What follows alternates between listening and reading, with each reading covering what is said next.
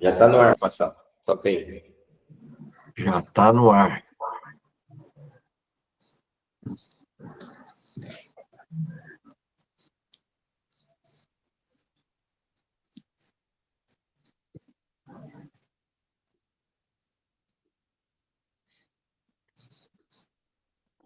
Bom, esse tema não ameis o mundo, para mim, é um tema muito forte, porque ainda nós não tomamos consciência de que o mundo ele é um sistema, funcionando como um sistema, e que esse sistema é controlado pelo diabo. Então, no fundo, quando você está amando o mundo, você, de uma maneira direta ou indireta, está sendo controlado pelo diabo. Por isso que se separar do mundo, se desligar do mundo, é fundamental para que a sua vida não esteja debaixo do domínio, do controle do diabo. Ok? Então, o básico é esse: não ameis o mundo, 1 João 2,15, tem as coisas que há no mundo. Se alguém amar o mundo, o amor do Pai não está nele, porque tudo que há no mundo, a concupiscência da carne, a concupiscência dos olhos e a soberba da vida não procede do Pai, mas do mundo. Ora, o mundo passa bem como a sua concupiscência. Aquele, porém, que faz a vontade do Pai, permanece eternamente. Bom, aqui eu já defini o mundo como sendo um sistema, né? E que, quando diz, né, sabemos que somos Deus e que o mundo inteiro jaz. Então, essa coisa que ele está sob o poder do mal, está sob o controle, isso é importante. A atitude do mundo em relação ao Deus triuno, então, em relação ao Deus Pai, o mundo não o conheceu, em Cristo o mundo odeia Cristo e também vai nos odiar, e o Espírito Santo o mundo não pôde receber. Então, vemos que a amizade do mundo é inimiga de Deus, né? E Jesus disse: o meu reino não é desse mundo, né? Então, o que significa o sistema do mundo, né? Se refere como um sistema satânico, de como controla todas as coisas do mundo, né? E ele usa essas coisas do mundo para nos atrair, nos seduzir, nos corromper. Então, essa semana eu encontrei com um americano, um tipo apóstolo americano, e ele até me disse assim, que o dinheiro é uma ferramenta, o dinheiro não é mal, não é ruim, né? Depende como você usa essa ferramenta. Mas eu, entendendo o mundo como um sistema, as coisas, o dinheiro em si, o papel em si, ele é neutro, mas o dinheiro, ele faz parte do sistema e ele vai nos atrair, vai nos seduzir e nos corromper. Em outras palavras, o dinheiro não é neutro, ele sempre vai tentar te corromper. A comida está aí, é uma coisa boa, mas ela pode também, o quê? Ela vai te seduzir. O carro, ele é uma necessidade? Dependendo de muitas atividades que a gente faz. Mas ele, por fazer parte do sistema, vai tentando nos atrair, seduzir, corromper. Então, tudo que faz parte do mundo, ele faz parte desse sistema. E tudo que faz parte do sistema está sendo controlado por Satanás, porque o mundo inteiro jaz no maligno, está sob o poder, o controle dele. Então, amar o mundo é estar debaixo do controle de Satanás. Em outras palavras, como é que Satanás está controlando, né, as pessoas? É através do mundo, ok? Então, a política, a educação, tudo isso aqui são coisas boas em si, mas está tudo debaixo de quem? Do diabo, e ele vai usar todo o sistema para nos atrair e corromper. As profissões também, aí eu dou a ilustração, né? Então, o sistema de Satanás, ele se opõe à obra de Deus. Então, tudo que existe no mundo faz parte desse sistema para nos atrair, seduzir. Então, tudo que há no mundo, né, vai nos afastar de Deus, ok? Vai acabar nos corrompendo. Então, quando você entende que Satanás está no controle, então amar o mundo é se colocar debaixo do controle de Satanás. Isso é muito importante entender. Por quê? A gente acha que, né, você está servindo a Deus, que você não tem nada a ver com Satanás, você está totalmente submisso ao diabo, mas não é bem assim, não. Você começar a analisar, ele tem umas cordinhas te amarrando, né? Te controlando, puxando para cá, puxando para a esquerda, puxando para a direita. Essas cordinhas, o que é? É o sistema do mundo te controlando, e por trás, quem está segurando essas cordinhas é o diabo. Então, Efésios 6, de 11 a 12, né?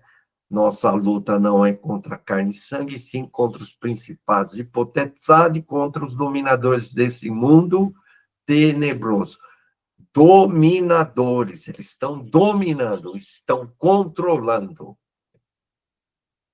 E às vezes a gente é muito inocente e não estamos crendo nisso. Olha, andar-se segundo o príncipe da potestade do ar, do espírito que agora atua nos filhos da desobediência. Todo mundo que não é realmente convertido está o quê? Sendo controlado por esse espírito da desobediência, que é o espírito de Satanás, que está nos filhos da desobediência. O mundo impossibilita o amor do Pai, quer dizer, se alguém amar o mundo, o amor do Pai não está nele. Não tem como misturar, não tem como amar os dois, estar amando o mundo e amar o Pai. Não tem. Ou você ama o mundo, ou você ama o Pai. Então, é mutuamente exclusivo, impossibilita, ninguém pode servir a dois senhores, etc. e tal.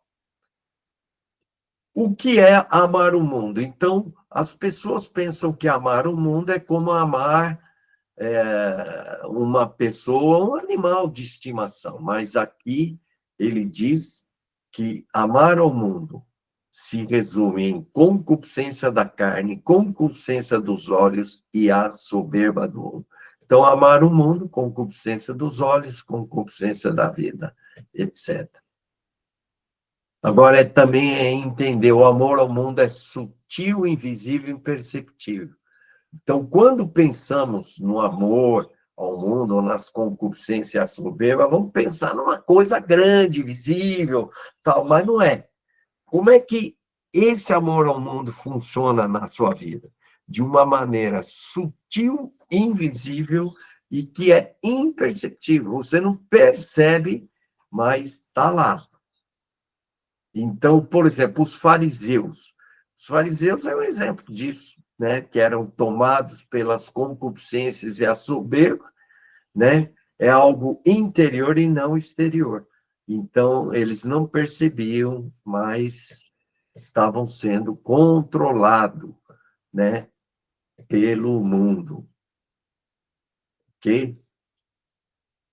Então, o mundo passa, mas aquele que faz a vontade do Pai permanece para sempre. Então, o amor ao mundo afeta a nossa resposta à vontade de Deus. Fazer a vontade de Deus é o grande resultado de amar a Deus. Então, se amamos o mundo, no fundo, bem no fundo, não fazemos a vontade de Deus, né? É sutil, né? João 14:15, se me amais, guardareis os meus mandamentos. Tem como amar a Deus e não fazer a vontade do Pai, ok? O mundo é um sistema para nos seduzir, né?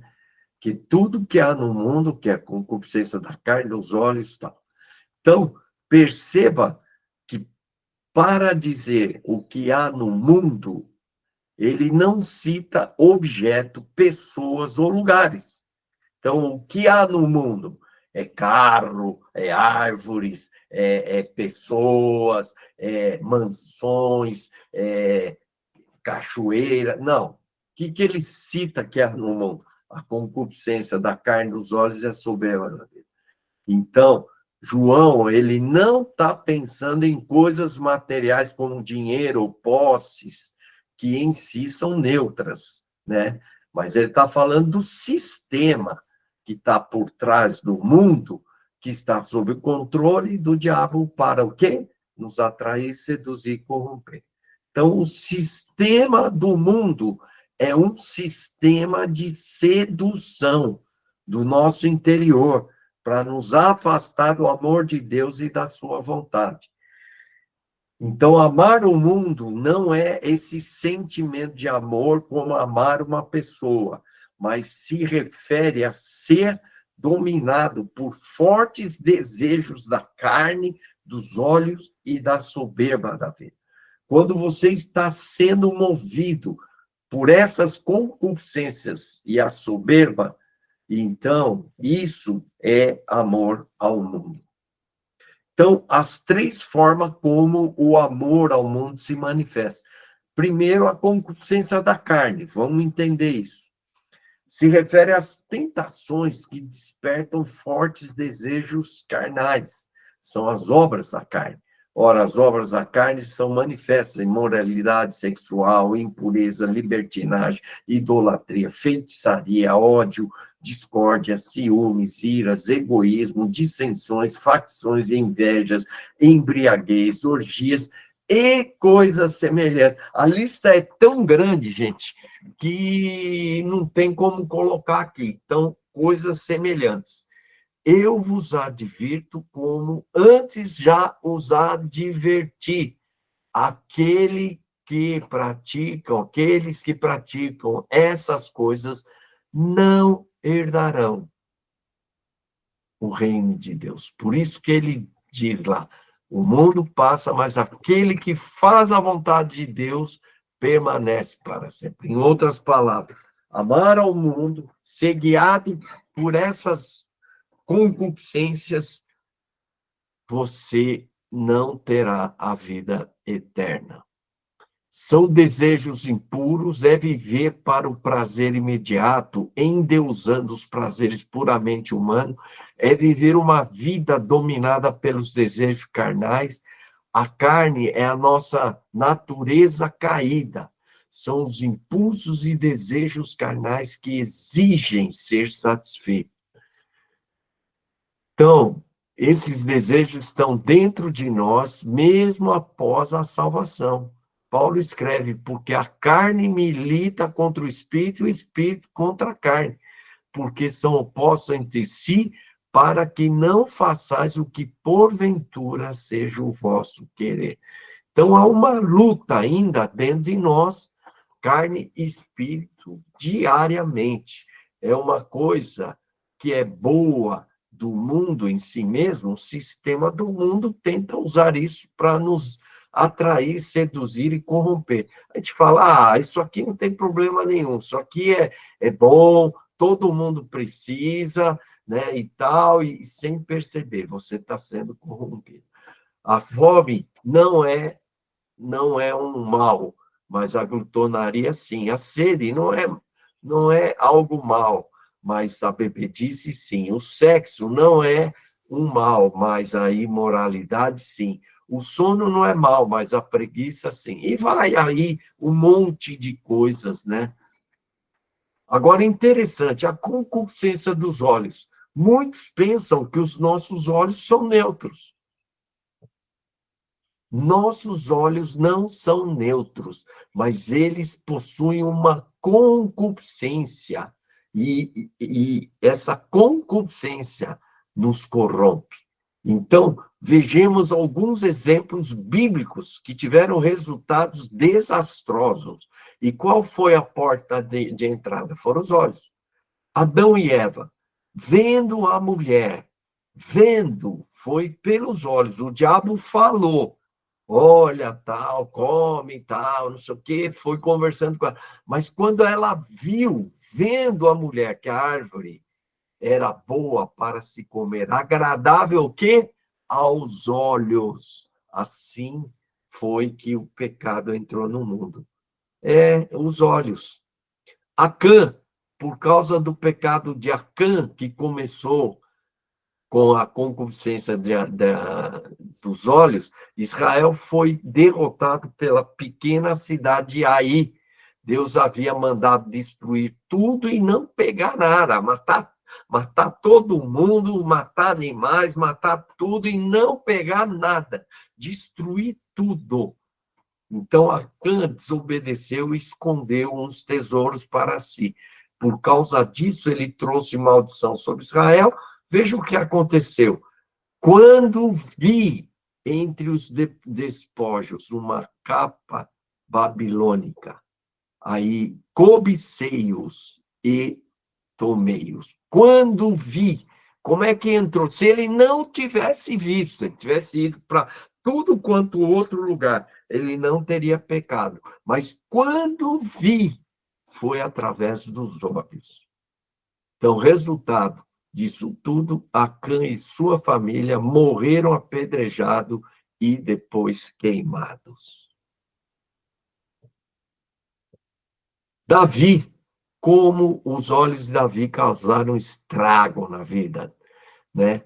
Diz lá que ele estava no palácio, era tempo de guerra, e ele devia estar na guerra. O que acontece? Ele estava passeando, aí o texto de 2 Samuel 11:2 diz que Davi viu uma mulher que estava tomando banho, era ela muito formosa. Acabou. Aí ele botou os olhos, ele a viu, cobiçou-a, tomou-a, cometendo adultério com ela. Que tragédia é essa história de um homem segundo o coração de Deus, que está relatado em 2 Samuel 11:12.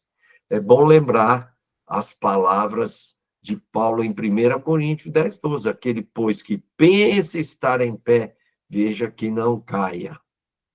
Temos que ser bastante cuidado com os nossos olhos. Você sabe, você está lá numa boa, está tranquilo, está até se relaxando, mas de repente você bate os olhos no negócio e aquilo te corrompe. Cuidado com aquilo que vemos na televisão, computador, revistas, etc. Lembre-se, nossos olhos não são neutros. Eles têm uma concupiscência, chama a concupiscência dos olhos. Ok? Soberba da vida. Eu tenho um estudo mais profundo sobre esse negócio dos olhos, eu vou mostrando de uma forma, é um estudo principalmente para homens, né? Mas as mulheres também, né? Elas batem os olhos, vai no shopping. O que é o shopping center, né? Aí eu vou explicando, né? Também, shopping center é uma forma de corromper a sua alma pelos olhos, né? Então, você nem. O cara vai para o shopping center para comprar uma bolinha de ping-pong. Ele sai com tênis, com shorts, com uma camiseta, com uma bola de futebol. Então, ele vai para comprar um negocinho, acaba. Bom, vamos lá. A soberba da vida. A expressão soberba da vida no texto original grego é alazoneia toubiou. Então, a lazoné é uma arrogância, ostentação, orgulho vaidoso. Biô, da vida, vida terrena, existência material. Então, há diversas manifestações da soberba. Uma soberba espiritual, intelectual, material, né, social, etc. João está destacando um tipo de soberba, a soberba da vida, aquela relacionada às realizações, conquistas, status terreno, envolvendo tudo que leva uma pessoa a confiar excessivamente em seus recursos, posição social, habilidade pessoal, inteligência, conhecimento, espiritualidade, riqueza e fama, desprezando a dependência e submissão a Deus. Irmãos, a soberba da vida, ela é algo assim que a gente tem, né, na nossa vida, e isso está, às vezes, até nós, como pastores, como líderes, espiritualmente, nós estamos querendo o quê? Status dentro da igreja, status, né, dentro do reino. Nós queremos ter uma igreja grande, queremos conquistar, queremos fazer obras sociais, chamar a atenção, né, dos outros. Então, a soberba da vida está muito ligada a essa questão de realizações, conquistas e status. A soberba da vida foca o nosso orgulho nas realizações pessoais, na autoconfiança excessiva, típica do pensamento mundano. Por que João destaca essa soberba, a soberba da vida, especificamente? Porque a soberba da vida engloba todos os tipos de orgulho e ela nos leva a viver a vida independente de Deus, focando no nosso ego, valorizando mais as coisas materiais, terrenas e temporárias do que o próprio Deus. A soberba da vida é um orgulho sutil, invisível, imperceptível, que penetra na vida diária, está ali, né, com as suas raízes no nosso dia a dia e gradualmente vai nos afastando de Deus. A soberba da vida busca reconhecimento, status e independência de Deus. Sabe, eu estava pensando em grandes homens de Deus, né? Por exemplo, tem recentemente um homem chamado Michael Bickle, né, que a igreja dele ficou muito conhecida pelo ministério profético e pela oração 24 horas, né? Foi ele que começou, né, o IHOP, né? International House of Prayer, né? Então, ele começou com essa visão, o cara que ficou conhecido no mundo inteiro, em todos os Estados Unidos, cara que atingiu um reconhecimento, um status, né, espiritual, mas o que aconteceu? Nossa, o cara foi descoberto, assim, abusos espirituais e sexuais cometidos por ele. A coisa foi feia, feia mesmo. E olha, eu vou te dizer, é difícil você ter sucesso, é difícil você ter sucesso em qualquer área na sua vida e isso não te corromper. Muito difícil. Na igreja, né, você ter um ministério dentro da igreja, vai, você ali, ministério de louvor, o ministério de oração, o ministério de ensino, qualquer ministério, qualquer área da sua vida que você alcança um reconhecimento, é difícil essa raiz da soberba não tomar conta da sua vida. Eu tenho um amigo muito de Deus, né, que já faleceu. Ele disse que ele estava varrendo um dia a calçada e ele viu que ali na calçada, a árvore, tinha uma árvore, e a raiz da árvore, assim, uns 2 metros para frente, ela veio para cima e destruiu uma camada de concreto de 10 centímetros. Ele veio assim, lá por baixo, e de repente ele aflorou, né? E ele falou assim, nossa, como a raiz tem força, né? E ela vem devagarzinho, devagarzinho e pá, estoura, né? E a soberba da vida é assim, irmãos. Ela vai vindo, ela vai dominando o nosso coração, e quando a gente menos espera, ela vem, pá, estoura a nossa calçada. Você sabe que a raiz pode destruir, derrubar um muro, derrubar uma casa, e a soberba é assim, ela é sorrateira, você não vê ela crescendo, ela vindo, mas quando ela aparece, o estrago já é grande. Então, a soberba da vida busca o sucesso profissional, material, social e espiritual. A gente acha que não, mas as nossas conquistas e vitórias espirituais acabam mexendo com o nosso ego. A gente começa a se sentir. Sabe, eu vejo isso nos ministérios de louvor, né? Então, o cara vai lá, ele começa, né? E, de repente, ele estoura.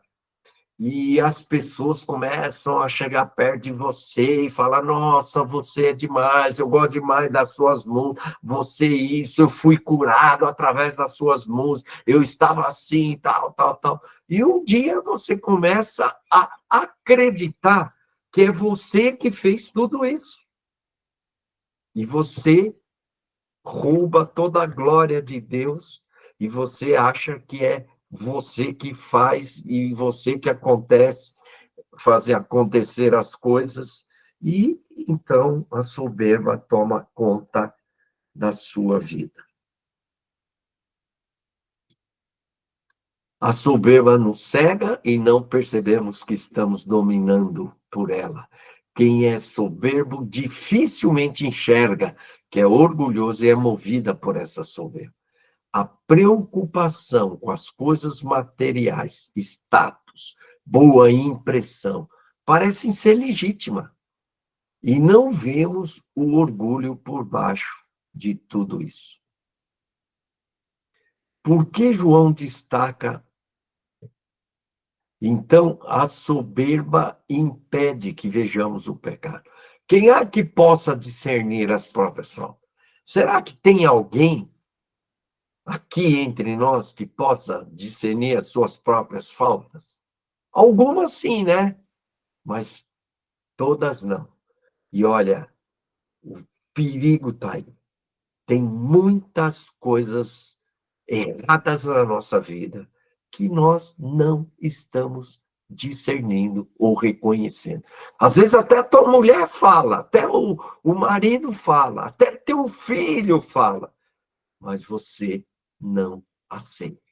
Então ele fala, absolve-me das que me são ocultas. Também da soberba guarda o teu servo, que ela não me domine. Então serei o quê? Olha só, se a soberba não controlar o teu coração, é essa raiz que vai entrando sutilmente. Cuidado, porque os grandes homens, os grandes líderes de Deus, é difícil. Todos eles acabam, de uma certa maneira, sendo dominados por essa soberba. Então, que ela não me domine. O que vai acontecer se ela não te dominar? Serei irrepreensível. Olha, sabe o que é irrepreensível? Não haverá nada, nada para chamar a atenção de você. Você sabe que, por isso eu digo que a soberba, o orgulho é a fonte que alimenta todos os pecados, porque se você eliminar, né, você não deixar a soberba dominar você, você será irrepreensível e você ficará livre de uma pequena transgressão ou de uma transgressão. Não, ficarei livre de uma grande, porque a soberba, ela é uma grande transgressão, ok? Ser dominado por ela é terrível. E olha, é sutil. é invisível, é sutil, invisível, imperceptível. O orgulho é a fonte ou a raiz que alimenta todos os pecados. Egocentrismo, o orgulho coloca o eu no centro da nossa vida. O eu é a fonte dos pecados, como egoísmo, inveja, avareza, mentira, etc. Eu pergunto para você, o que te motiva, né, a fazer o que você está fazendo? É amor a Deus? É essa paixão por Jesus que impulsiona? Ou é o amor ao eu? Sabe, eu já dei esse testemunho, né? Eu falei já para vocês aqui, que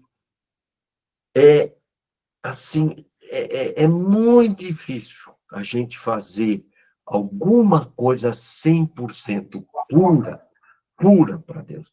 Quando você vai pregar, quando você vai dar um estudo, quando você vai ministrar o louvor, quando você vai fazer seja o que for, né? Lá no fundinho, está o seu ego, o seu eu, querendo, né? Se querendo arrasar na pregação, impactar mais as pessoas do que impactar o coração de Deus.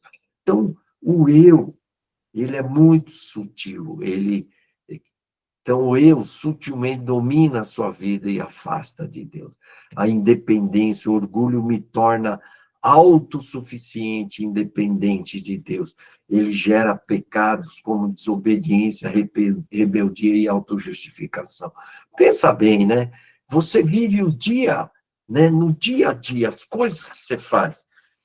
Você realmente depende de Deus ou você é independente?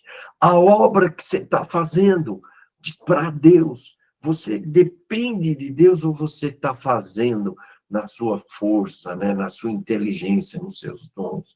Então, eu acho que às vezes é tipo assim, no domingo, nas reuniões, nós estamos ali, Deus, Deus, Deus. Chegou na segunda-feira, a gente fala para Deus, Deus, ó, senta aí, fica aí nesse lugar aí, agora deixa comigo que eu vou resolver tudo, eu faço tudo. E a gente vai e faz tudo acontecer sem Deus. Por isso que alguém disse assim, se hoje você tirar o Espírito Santo da igreja, vai fazer alguma diferença? Aí a gente vai ver que, infelizmente, a resposta é não, porque tudo que está na igreja a gente pode fazer sem Deus, sem o Espírito Santo. O mundo passa, né? Mas nós estamos destinados à eternidade.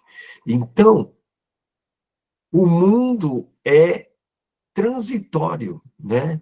Ora, o mundo passa, bem como a sua concupiscência. Aquele, porém, que faz a vontade de Deus permanece eterno. Até a concupiscência vai passar. Tudo isso é passageiro. E é interessante que ele fala, o mundo passa bem como a sua concupiscência. A concupiscência está no mundo, né? Se o mundo passa, a concupiscência e a soberba também vai passar, não tem jeito. Outra razão por que não devemos amar o mundo é que o mundo, com as suas trevas, já estão se dissipando e os homens, com as suas concupiscências mundanas, serão castigados, condenados com castigo eterno. 1 João, ó, o mesmo texto, né? A mesma carta, João 2,8. Todavia vos escrevo um novo mandamento, aquilo que é verdadeiro nele e em vós, né? Porque as trevas se vão dissipando e a verdadeira luz já brilha. Ora, o mundo passa bem como a sua concupiscência. E significa que o mundo e a sua concupiscência vão acabar. Então, todo esse sistema, seus prazeres e encantos passarão. Então, nós não somos desse mundo. Nós somos embaixadores, estrangeiros e peregrinos. Somos embaixadores, né? De sorte que somos embaixadores em nome de Cristo, como se Deus exortasse por nosso intermédio. Então, a gente fala muito, né? Nós temos que assumir a nossa identidade em Cristo, né? Aqui uma coisa que nós deveríamos assumir: ser embaixadores em nome de Cristo, entender que nós estamos no mundo como representantes, mas não somos desse mundo. O embaixador, ele está lá morando na Europa, na África, na China, ele é um embaixador. Ele está lá representando o Brasil. Ele não faz parte daquele país. Ele mora, mas ele não faz parte. Então, nós moramos nesse mundo, mas não somos desse mundo. Um cristão maduro considera-se estrangeiro e peregrino, né, sobre a terra. Entender esse peregrino é que você vai passar, que isso aqui vai acabar, a sua vida vai passar, né? Então, todos esses morreram na fé, sem ter obtido as promessas, vendo-as, porém, de longe, e saudando-as, e confessando o quê? Declarando que eram estrangeiros e peregrinos aqui sobre a terra. Sabe, eu acho que isso é uma metanoia, uma mudança de mente. Por quê? Porque nós estamos fazendo do mundo, muitas vezes, uma morada, como se essa morada fosse a morada eterna, como se fosse durar para sempre. Mas a nossa vida é passageira. Esse mundo é passageiro. As concupiscências desse mundo são passageiras. Então, parece que não, a gente vive a nossa vida como se isso fosse durar eternamente. Então, eu diria assim para você: se hoje chegasse um médico e falasse para você, olha, você está com câncer, um câncer fulminante, você tem 1 ano de vida. 1 ano de vida. Isso não iria mudar a maneira como você vai se relacionar com o mundo? Isso não afetaria as coisas que você hoje está valorizando e buscando? Então, aqui, esse texto está dizendo, olha, você tem um câncer aí, que é a morte. A morte virá para você. Pode vir, né, daqui 1 ano, daqui 5, 10 anos, ou daqui 30 anos. Mas ele virá. A única certeza que você tem na sua vida é a morte. A morte virá. Você vai morrer. E isso tem que afetar a nossa maneira de viver. Nós estamos aqui como embaixadores, como estrangeiro, como peregrino. Você, como Jó disse, eu vim nu e voltarei nu. Quer dizer, eu vim sem nada e eu não vou conseguir levar nada nesse mundo. Então, no que nós estamos apostando a nossa vida? E muitas vezes nós estamos aqui querendo fazer desse mundo a nossa morada eterna. Estamos buscando e conquistando coisas, como se essas coisas fossem durar eternamente. Por isso que Paulo fala, pensai nas coisas lá do alto, buscai as coisas lá do alto. Paulo diz, porque eu corro não sem meta, esmurro o meu corpo. Por quê? Qual que é a meta dele? No texto você vai ver, ele quer conquistar uma coroa incorruptível e não a corruptível. Mas, a bem da verdade, nós estamos correndo, esmurrando o nosso corpo, a nossa meta é conquistar a coroa eterna ou estamos buscando as coisas desse mundo? Então, põe isso na tua cabeça. O mundo vai passar. Isso é transitório. A certeza que tudo isso está se dissipando e está acabando. E nós somos destinados à eternidade. Então, esses homens verdadeiramente se consideravam peregrinos estrangeiros, porque esse mundo iria, né, passar para eles e passou. Então, não podemos nos acomodar e ir nos amoldando e tornando confortáveis a esse mundo. Por quê? Porque a gente vai se apegando, vai se criando raízes com as coisas desse mundo. Os que assim falam mostram que estão buscando uma pátria. Qual é essa pátria? A pátria celestial. Esses homens, exemplos de fé, abandonaram o mundo, seu conforto, seus lares, suas cidades, em busca, o quê? De uma pátria melhor, a pátria celestial. Por isso que fala que esses caras foram cerrados pelo meio, foram torturados, foram presos, né? Andaram errantes no deserto, passaram fome, foram chicoteados. Olha, ninguém em sã consciência vive essas coisas se não tem uma perspectiva de eternidade. Não somos esse mundo, somos.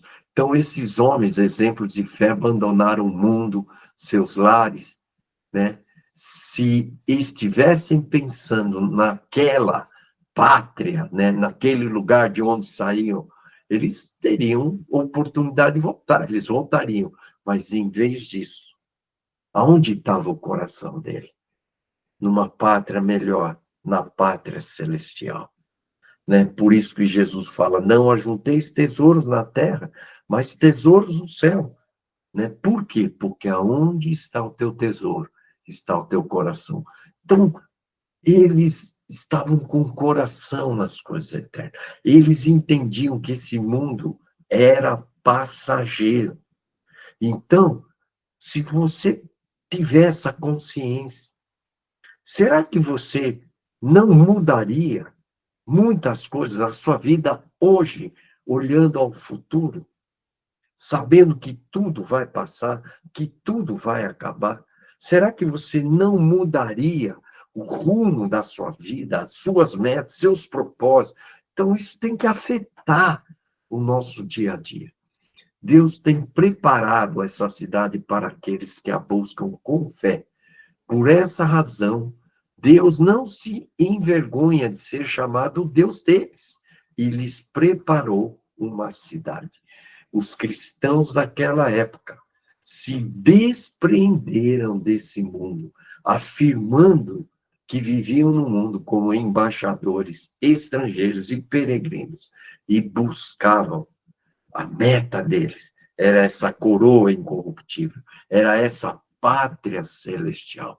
Sabe, eu não sinto que nós estamos vivendo a busca dessa pátria celestial. Parece que a gente quer até ter sucesso espiritual aqui na Terra para ter, né, algo para mostrar aos outros, que é a vaidade, orgulho, soberba. Nós não estamos conectados à eternidade, buscando essa cidade, né, voltados, né, para essa cidade celestial. Na verdade, não temos aqui, Hebreus 13:14, cidade permanente, mas buscamos o quê? A que há de vir. Qual que é? A cidade celestial. Então, nós estamos buscando isso. Sabe, a nossa mentalidade é tão voltada para as coisas desse mundo, para as conquistas desse mundo, para os prazeres desse mundo, para satisfação nas coisas desse mundo. Eu conheço pouquíssimas pessoas que vivem buscando as coisas que hão de vir, né? E eu acho que tem que haver uma metanoia, né? Eu futuramente vou dar um estudo sobre os princípios elementares das doutrinas sobre Cristo. Eu vou ensinar aqui em Hebreus mesmo fala sobre essas doutrinas, que tem a ver com isso. E lá você vai ver qual era o ensino básico deles, né? Não somos esse mundo, a nossa pátria está no céu. Então, Filipenses 3:20, a nossa pátria está nos céus, de onde também aguardamos o Salvador, o Senhor Jesus Cristo. Será que é isso mesmo? Nossa pátria está lá ou está aqui? Estamos no mundo, mas não somos do mundo. Se fosseis, João 15:19, se fosseis do mundo, o mundo amaria o que era seu. Como, todavia, não sois do mundo, nós não somos do mundo. Pelo contrário, dele vos escolhi, por isso o mundo vos odeia. Sabe, eu estava refletindo que nas bem-aventuranças, e eu estou ensinando sobre princípios e valores do reino, né? Princípios e valores do evangelho, que estão nas bem-aventuranças. E nas bem-aventuranças, então você vai ver que tem lá, né, na base, humildade, compaixão, né, fé, e tem perseguição. A perseguição, gente, faz parte do evangelho. Por quê? Porque se você quiser viver o verdadeiro evangelho, não tem jeito. Você vai sofrer, você vai ser mal falado, você será perseguido. Porque o evangelho, ele é uma contracultura, ele vai se opor a esse mundo. E o mundo, então, ele não gosta disso, ele vai te odiar. Você pode estar certo que a perseguição, ela vai aumentar. Não tem jeito que toda essa a esquerda, né, de uma forma sutil, socialistas, os comunistas, né, eles de uma forma sutil, direta ou indireta, vão nos perseguir. Por quê? Por causa disso. Nós não somos do mundo. E o mundo, ele vai nos rejeitar. O mundo vai nos perseguir. Por quê? Porque ele nos odeia. João fala de 2 tipos de vida: a vida vivida para a eternidade e a vida vivida para o mundo. Uma pessoa mundana vive para os prazeres da carne, mas um cristão dedicado, ele vive para fazer a vontade do Pai e para essa pátria celestial, que é a eternidade. Um crente mundano vive para as coisas que pode ver, os desejos dos olhos, né? Concupiscência da carne, a de cima a concupiscência da carne, a daqui a concupiscência dos olhos, mas um cristão espiritual vive para as realidades invisíveis de Deus, vive para as coisas eternas. Então, ele não vive pelas coisas que vê, ele vive para as coisas invisíveis, né? Porque as coisas que vêm são temporais, mas as que se não vêm são eternas. Paulo diz isso. Não atentando nós nas coisas que se veem, mas nas coisas que se não veem, porque as que se veem são temporais e as que se não veem são eternas. Nós estamos vivendo para o quê, afinal? Para essas coisas do mundo ou para as coisas eternas? Então, João, nesse caso, no livro dele, ele fala, nessa epístola, ele fala de uma vida vivida para a eternidade e uma vivida para o mundo. O homem que se apega às coisas desse mundo está entregando a sua vida às coisas que literalmente têm um fim, pois elas vão acabar. O homem do mundo está condenado ao engano, à desilusão. O mundo é um beco sem saída. É um lugar, uma estrada que você pegou e não vai chegar uma hora, não tem saída. Então, ora, o mundo passa bem como a sua concupiscência. Aquele que faz a vontade de Deus permanece. Então, depois que esse mundo acabar, depois que tudo isso for esquecido, e esse mundo tiver dado lugar aos novos céus e à nova terra, os fiéis servos de Deus permanecerão para sempre, refletindo a glória de Deus por toda a eternidade. Permanece eternamente, isso se refere à vida eterna e à eternidade, e, em outras palavras, tem a ver com a nossa salvação, aonde vamos morar com o Senhor para sempre. Nem todo que diz Senhor, Senhor entrará no reino dos céus, mas aquele que faz a vontade de meu Pai que está no céu. Então, fazer a vontade do Pai de coração e não exteriormente, como faziam os fariseus. Então, a permanência eterna daqueles que fazem a vontade de Deus. Então, a suprema importância de se conhecer e fazer a vontade de Deus. Ora, eu acho que eu vou encerrar aqui hoje, né?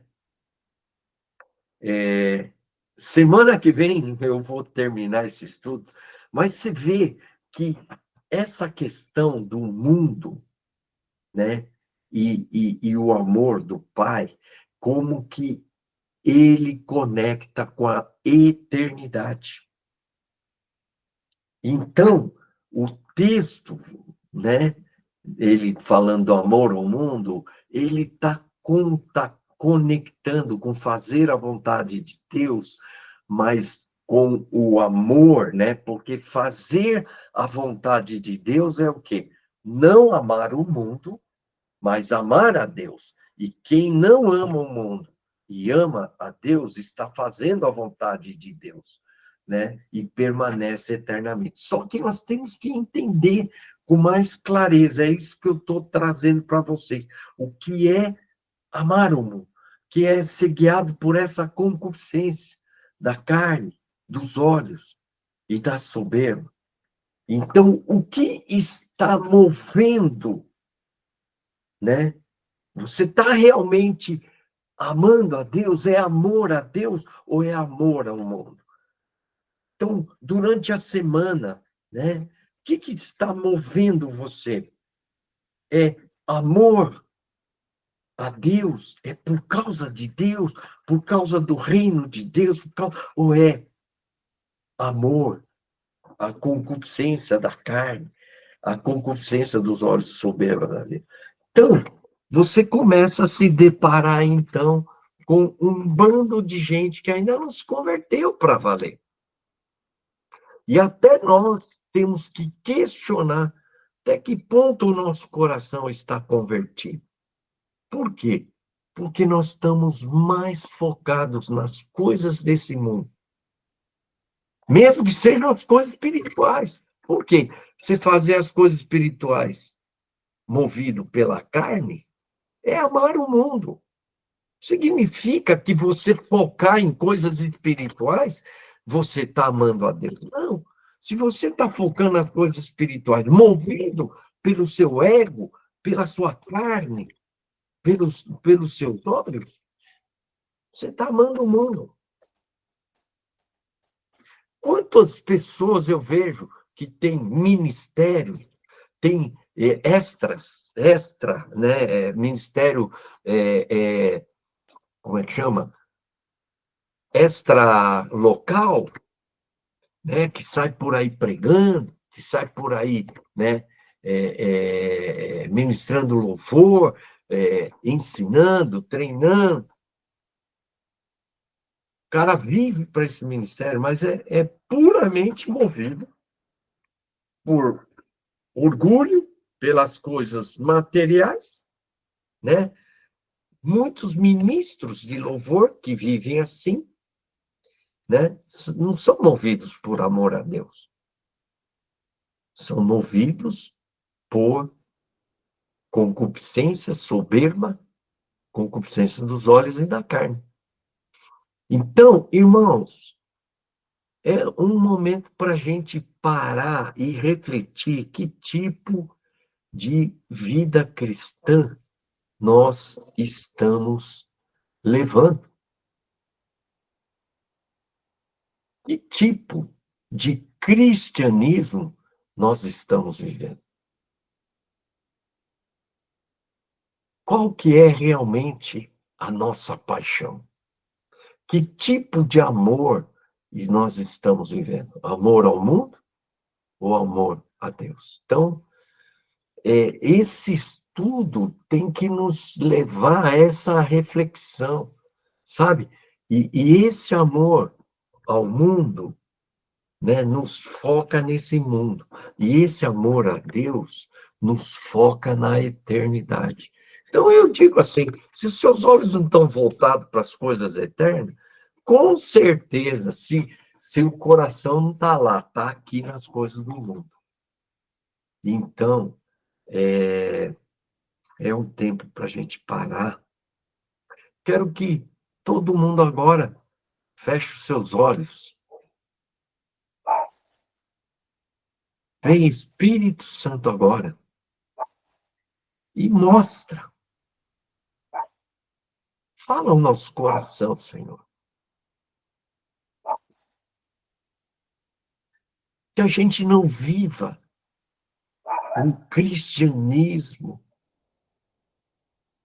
farisaico, bonito por fora. Estamos adorando a Deus por fora, mas por dentro, amando esse mundo, amando concupiscência da carne, soberba, concupiscência do sol,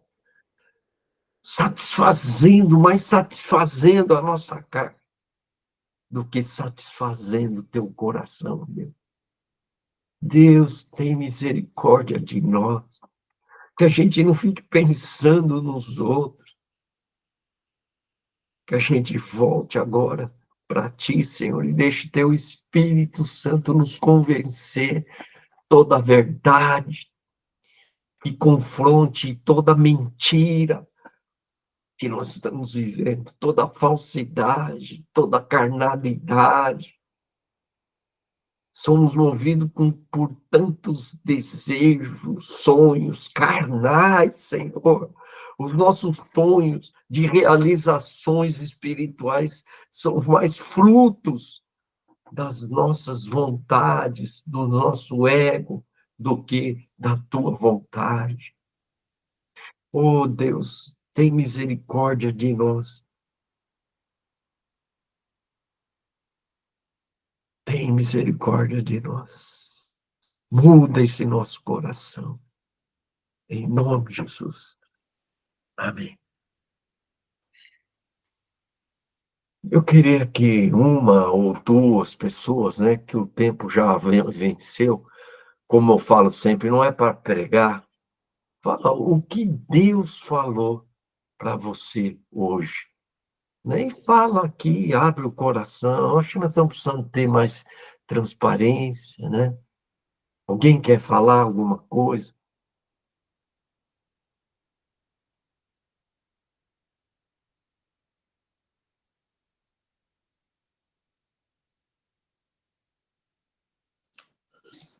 Marçal, irmãos, estudo é muito forte. Essa semana, sim, todo o tempo, todos os dias, eu estava, assim, tocado por essa palavra, João. Na verdade, é algo que a gente conhece, já li, ministrei, compartilhei tantas vezes, né? Mas essa semana, assim, em nenhum momento eu queria esquecer, eu queria perder essa consciência de que eu não posso amar o mundo. Eu, todo o tempo, durante a semana, fui pedindo ao Senhor, eu não quero amar o mundo. Quero fazer aqui uma resolução diante do Senhor, de, Senhor, eu não amarei esse mundo. Eu não me deixarei ser dominado por esse mundo. Eu escrevi isso como uma resolução da minha vida para ficar atento para buscar isso, para que o Espírito Santo me lembre todo instante sobre essa palavra tão séria que o Senhor nos dá. É isso. Amém. Mais alguém?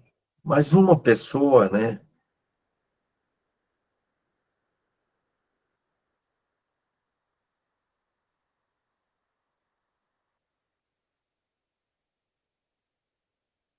É importante que edifica, né? Edifica a gente ouvir outros irmãos.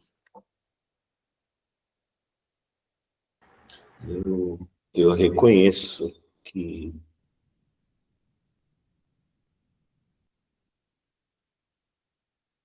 não tenho me esforçado nessa direção. Assim. Reconheço que o sinônimo de amar o mundo para mim, né, nesse estudo, é fazer minha própria vontade. E isso pegou muito forte, e é o que eu faço muitas vezes, fazer a minha própria vontade. E quando eu sou desafiado, né, e chamado a atenção para fazer a vontade de Deus. Então, para mim, esse agir, né, de fazer a minha própria vontade, é o mundo que faz a sua própria vontade. Então, eu confesso meu pecado em muitos momentos aí. E peço perdão ao Senhor. Amém. Irmãos, eu vou encerrar, então, só lembrando o seguinte, esse não amar o mundo faz parte daquilo que eu estou vindo, da ideia de imitar a Cristo, né? Como imitar a Cristo, né? Imitar naquela, não é aquilo que ele faz, mas na essência daquilo que ele era, né? Mas como que a gente vai desenvolver isso? Aí eu estou mostrando o processo da cruz, que é dia a dia, e um desses processos, a cruz, simboliza o quê? Morrer, e essa morte é morrer para o mundo. Então, no final desse estudo aqui, nós temos que fazer mais ou menos isso que o Vasni falou, mas não como um evento. Porque isso aqui, o estudo é um evento. Então, hoje, poxa, eu quero morrer para o mundo. Mas nós temos que entender que morrer para o mundo é um processo diário, que nós vamos ensinar a praticar e a viver. Ok, irmão? Então, nós vamos ter que aprender a praticar isso todo dia, e a microcélula, então, ela passa a ser importante para essa prática, porque entender só não basta, né? Nós precisamos, e sozinho, não, agora eu vou morrer, você sozinho você não consegue. Então, na célula, na microcélula, vai ser o local de ajudar, de nos estimular diariamente a estarmos nos desprendendo dessas coisas do mundo, nos conectando com a eternidade, né? E não viver para esse mundo, mas viver para o reino de Deus nesse mundo. Amém? Captaram? Ô, Marçal, só um complemento aqui. O Gilberto e o Osli estamos participando de uma microcélula interestadual ou interlocal, né?